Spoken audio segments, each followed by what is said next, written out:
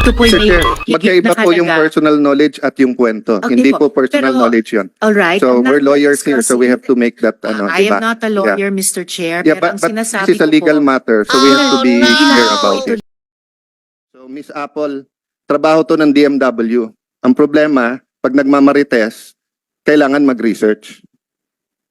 Di ba? Chat group. So let me stop at you first and go to Miss Apple. Miss Apple, alin sa mga sinasabi mo sa Tribune ay personal knowledge mo at ilan doon ay chismis lang na napakinggan mo lang?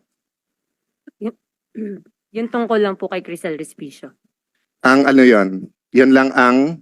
Yun lang po yung sinabi ko sa Daily Tribune. Yung iba naman po sumbong na po ng Kaya nga, so chismis. sumbong po. Ano kaibahan ng sumbong at saka chismis? Sumbong nangyari po talaga sa kanila. So paano alam mo na tunay na nangyari? Hindi lang po isa ang nagsabi. So 400 ang nabiktima dito lang na to. Ilan ang estimate na nabiktima sa buong Milan ng mga patronato? Sabihin mong 1,200. Kaya ba ng Congen harapin ang 1,200 na tao? Oh, so bakit kayo nagko-complain na hindi naharap personally? So hindi na, 'Di ba? Your Honor, hindi. Ang mga senador ba hinaharap ba namin kayo lahat personally? Gusto namin. But there are 110 million Filipinos.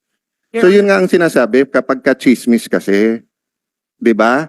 So kung grupo-grupo 'yon, haharapin ng Congen yung leader ng mga grupo. Iba yung hindi inaasikaso, iba yung hindi hiniharap. Yung Secretary ba ng Justice, hinaharap ba niya lahat ng complainant? Oh, 'di ba? So ano yung totoong sinabi niyo sa Tribune at ano hindi? So sinabi niyo ba sa Tribune na kumikita si So may I ask Mr. Hernandez, sino Mr. Chair, sinasabi niyo na the condolence of Senator Alan. Mr. Chair. Senator Rizzo. If I just may, gusto kong mas pahalagahan yung sinasabi ni Miss Apple sa atin mula nung nakaraang hearing na maaring hindi lahat ay personal knowledge na sinabi naman niya, may mga sinabi sila na reklamo sa kanila at nirelay lamang nila. Pero ito po ay yung marami din ay masasabi nating personal knowledge niya, karanasan niya sa either sa sarili niya or sa mga kababayan sa Milan na nagkwento sa kanya. So Yeah, ito po Sir may Chair, higit magkaiba na po yung halaga. personal knowledge at yung kwento. Okay Hindi po. po personal Pero, knowledge 'yon. All right. So I'm not we're lawyers here, so we have to make that I diba? am not a lawyer, Mr. Chair, Yeah, pero ang but sinasabi this is a ko legal po, matter, so we have to be hindi clear lang po about ito it. legal matter, pati po para sa akin bilang author sa isa sa mga resolusyon na gusto kong pahalagahan yung sinasabi ni na Miss Apple. Yes, but mula Senator nung Risa, if Senator I Alan, go if I here may and just complete.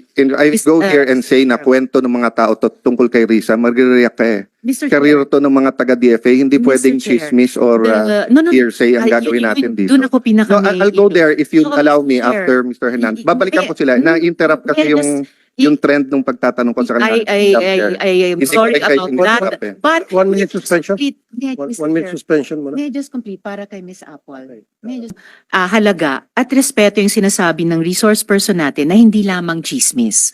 So that was the main point of my interjection. Thank I'm you, sorry Mr. for that, Chair. Madam Chair. I'm zealous you, about PFA and Sen. DMC. Alan. I'm sorry for that. Okay. Miss Apple, hindi ko po... Senator Alan Peter, kasi ganito rin sa akin din bilang isang media practitioner at meron akong programa Wanted sa radyo. Tama ka, meron yung tinatawag na personal knowledge. Meron naman din yung lumalapit sa akin para magsumbong. I don't have personal knowledge of their experience kasi wala naman ako doon. Pero I took their word for it because pumunta sila sa akin, nagsasabi na sila ay nasaktan ni so-and-so at nagpapakita ng mga dokumento. So yun ay valid sa akin. Ang kaibahan, Mr. Chair, ikaw, tatawagan mo yung opisyal, tatanungin mo siya. So, kung alam mo, nagsumbong ako sa iyo, Sir Tulfo, mukhang kumikita na si El Mercato, hindi niya inuupuan. Tatawagan niyo po siya. Kung mukhang guilty, didiinan niyo po siya. Pag hindi, hindi. Correct. Eto po, meron na writings of a hatchet job, which by the way, Mr. Chair, that's what I want to go to. But I will tell Miss Apple nga na hindi ko minamaliit yung experience OFW malasakit mo. I'm just putting it together with what happened sa Tribune. If you give me lang a few questions, Mr. Chair, I'll prove my point. No? Pero hindi ko minamaliit yung inyong... In fact, I thank you for coming forward kasi nakakatulong to sa mga taga-Milan. I thank you for having time for a chat group Sinasabi ko lang, kung 5 na nabasa mo ay totoo, pagka yung 1 o 2 hindi mo sure at sinabi mo sa dyaryo, naapektuhan yung buong testimony mo. So kung may magsumbong kay Chairman Tulfo, inaapi yung 300 OFW at mukhang totoo yun, isumbong mo. Sinabi, Mr. Chairman, kinunan ng tigpa 500 yung mga OFW. Totoo yun, sumbong mo. Pero sinabi, Mr. Chairman, yung DFA Secretary, inupuan. Yung migrant workers, inupuan. Si ganito, inupuan. Tapos pag tinanong ka, paano mo alam inupuan? Sinabi lang po nila. Pero sinabi naman po nung iba, hinarap sila. Nadadamage yung testimony mo eh. Diba? So, but let me go to Mr. Hernandez. No? Mr. Hernandez, so when you made those articles about Mr. Cato, no? Sinong kino-quote mo sa mga ano natin dito ngayon? There were several po na No, those are present now. from those present, Enrico, Vanessa, So, ang kinote mo sa kanila, Jeffrey. which specific ang kinote mo sa kanila? Na kumikita na siya, inuupuan niya, or what? Walang kumikita. Yung inuupuan quote doon sa yung Alpha 400 na yung story, yung recall Kato, meron doon Yeah. So you came out with a series of articles yes po. basically condemning na Conjen Cato. No, I was not condemning Conjen Kato. So when you say alisin na siya dahil revamp, when you say na mukhang guilty, kasama na and everything ganun, that's not condemning. It was quoted sir dito sa sa articles sa Alpha 400. Hindi naman tayo pinanganak kahapon eh. Kahit naman mag-quote ka nung iba eh. Kung 10 ang pwede ko i-quote dito at yung kinote kong isa, dapat mag-resign na si Mr. Fernandez dahil hatchet job ang Tribune. And then I published that. 'Di ba? I cannot now say that hindi tira 'yon, hindi ano 'yon. 'Di ba? Yung it's how you latag the news, paano nyo i-angle yung news. So let me clarify Ms. Fernandez. Who broke the news? Kayo or si Yusek? Kasi si Conjen, iba yung nasa transcript eh. Sa transcript, you interviewed him sa earthquake lang and then found out about the scam later on. Correct. Sa kanya, ang sinabi niya na sa interview, siya ang naglabas ng scam. In-interview namin siya noong September 7 para pag-usapan yung tungkol sa earthquake. If you will allow it, Your Honor, meron kami dalang video dito para maipakita sana yung interview ni Conjen Cato where he also broke there. Tinanong kasi yung tungkol, may sinabi siyang 400. No, that's all I have to know. Yeah. So, siya ang nag-break, hindi kayo. Precisely, kaya finalo up namin, Your Honor. Yeah, but Yes. hindi yun yung una yung testimony eh. Yung una yung testimony, yung una mong interview sa kanya tungkol lang sa earthquake. No. Let me finish please. Go ahead. Nung nilabas nyo na yung tungkol sa scam sa Milan, hindi nyo na siya mahuli. That's hindi, correct. But that's not what happened. What happened was, in your first interview, siya ang naglabas na meron, and then off the air, sinabi niya sa iyo, ma'am, pasensya na ha, hindi ko mabibigay yung details kasi under investigation to. Hindi ba yun ang nangyari talaga? Your Honor, if you will allow me, we have they subpoenaed the documents. I don't need that eh, because you already admitted eh. Ang tanong ko lang naman is, in your first interview, did he already bring up the scam or not? You already said he brought it up. He did, but I did not interview him. It's Alan and Mr. John Dodson. Yes.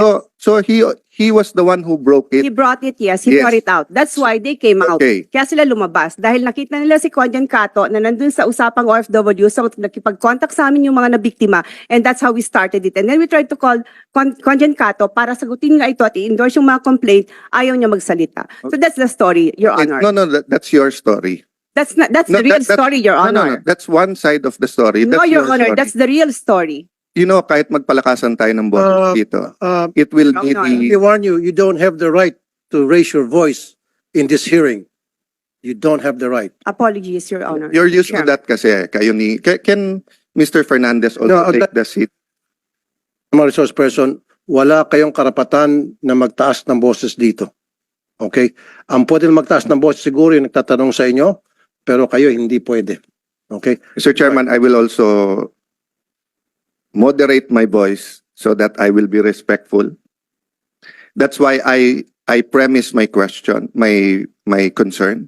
If this was a PR demolition job, if then dapat nag-react ang DFA.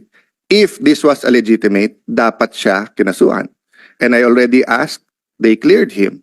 So may I ask that Mr. Willie Fernandez, who was also invited, also take the seat, and if he has already taken the oath, Mr. Chair, may questions din lang ako. Ay, ma'am, pwedeng sabay na lang po. Sige, Comsec, nag-oath na ba?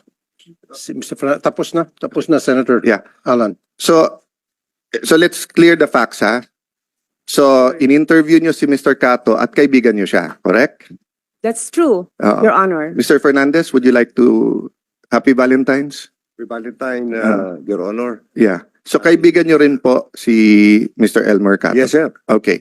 So nung in-interview nyo, everything was well. Siya po ang nag-reveal na meron scam.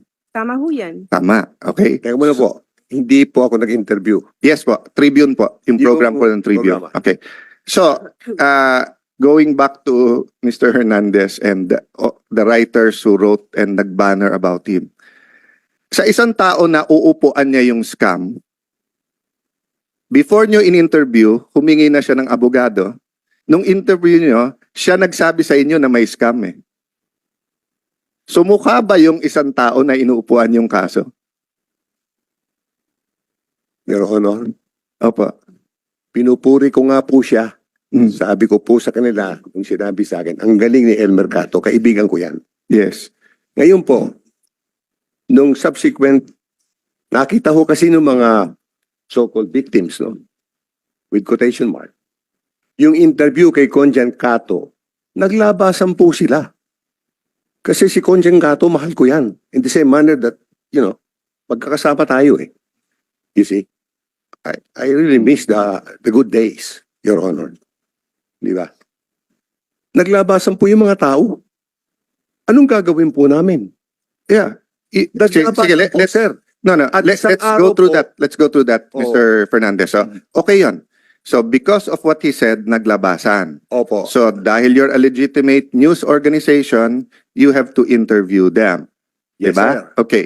Now, when you interview them, hindi ba dapat, kung may allegation sila against Mr. Cato, i-interviewin nyo naman siya? Yes, sir. Okay. Ginawa po Ah. yan, sir. No. I'll ask muna the question, sir. Ha? So, dapat in-interview siya. Mhm. Di ba? Okay. Pero hindi ba nauna yung banner painting him as in the pockets of bago niya hiningan siya ng comment. I don't think so, sir. So Because nung hindi po siya makontak si Elmer Cato. sino yung unang banner? Di ba unang- Sino sumulat nun? Sumusulat po si Alan at saka Oh, Alan. at saka si- Kailan mo siya hiningan ng comment? Sorry, Mr. Chairman, I just want to shortcut to get to the bottom of it. Just to prove either of the two. To prove that this was a legitimate breaking story, that they had all the right as press, or that this was a hatchet job. Okay, if I may interject. hindi po pwedeng- Excuse me, Senator Alan, ako po'y manunulat din at broadcast at the same time. Tama kayo, bago kayo gumawa ng expose, dapat tinatawagan nyo muna yung gagawin nyo na excuse me sir, excuse me. Dapat tatawagan nyo muna yung gagawin nyo na expose para doon sa pagsusulat nyo, nakabalas na. At doon, bahala na yung readers kung sinong paniniwalaan. Ang nangyari kasi, I myself have been a victim of that several times. Na in-expose muna, tapos saka kung mag-react, kumalat na the damage has been done. So, sa lahat ng taga-media dito, kung may mga kapanood ng mga taga-media, dapat make it a practice na before you do an expose on somebody, make sure makuha niyo yung side ng gagawin niyo na expose para masabi niya yung side niya and then sabay niyo isusulat yon. Kasi ang nangyari, expose lang sa isang tao, todo ba na sa kanya and then get the side later, which is wrong. That's a wrong practice sa pagka-media. I've been in a media practitioner for 25 years and I always do that. Never kung banat ako ng banat tapos saka lulusog. You know. Thank you for that, Mr. Chairman. And siguro, we can take judicial notice that that's part of the ethics talaga ng ating journalist, di ba? Whether sa broadcast or sa Print. print, that yung pagbabalanse ng story, hindi pwedeng banat muna and then humingi ka after. Dapat sabay. Secondly, how you angle the story, of course, is up to you. Press freedom yan.